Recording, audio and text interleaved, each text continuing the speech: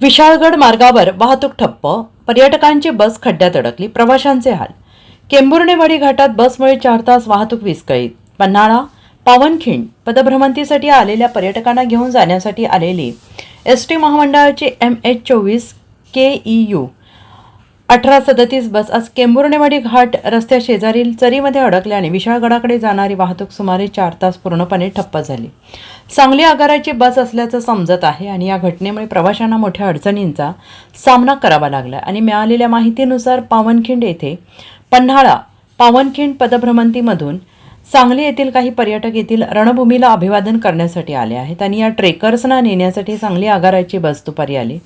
चालकाने बस वळवण्यासाठी पावनखिंड सोडून भाततळी मार्गे विशाळगड रस्त्याने बस नेली. मात्र रस्ता चुकल्याचं लक्षात येताच केंबुर्णेवाडी घाटाजवळील एका वळणावर चालकाने बस मागे घेण्याचा प्रयत्न केला आणि यावेळी पाठीमागील चर आणि खड्ड्यांचा अंदाज न आल्याने बसची मागील चाके रस्त्या शेजारील चरीत रुतली.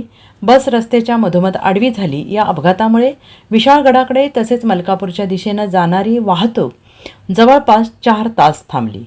बसचा पाठीमागचा भाग पूर्णपणे जमिनीला टेकला होता. परिसरात दाट धुके असल्याने समोरची वाहने स्पष्ट दिसत नव्हती, ज्यामुळे परिस्थिती आणखीनच बिकट झाली. विशाळगडाच्या दिशेनं जाणारी वाहने केंबुर्णेवाडी येथून आंब्याच्या दिशेने मलकापूरला वळवण्यात आली असली तरी विशाळगडाकडे जाणारी वाहतूक पूर्णतः थांबली आहे. या अनपेक्षित घटनेमुळे अनेक प्रवासी अडकून पडले असून त्यांना मोठ्या गैरसोयीचा सामना करावा लागला. बस बाहेर काढण्यासाठी आणि वाहतूक पूर्ववत करण्यासाठी अद्याप हालचाली नसून बस जागेवर आहे. Bureau report SVN Marathi, Kolhapur.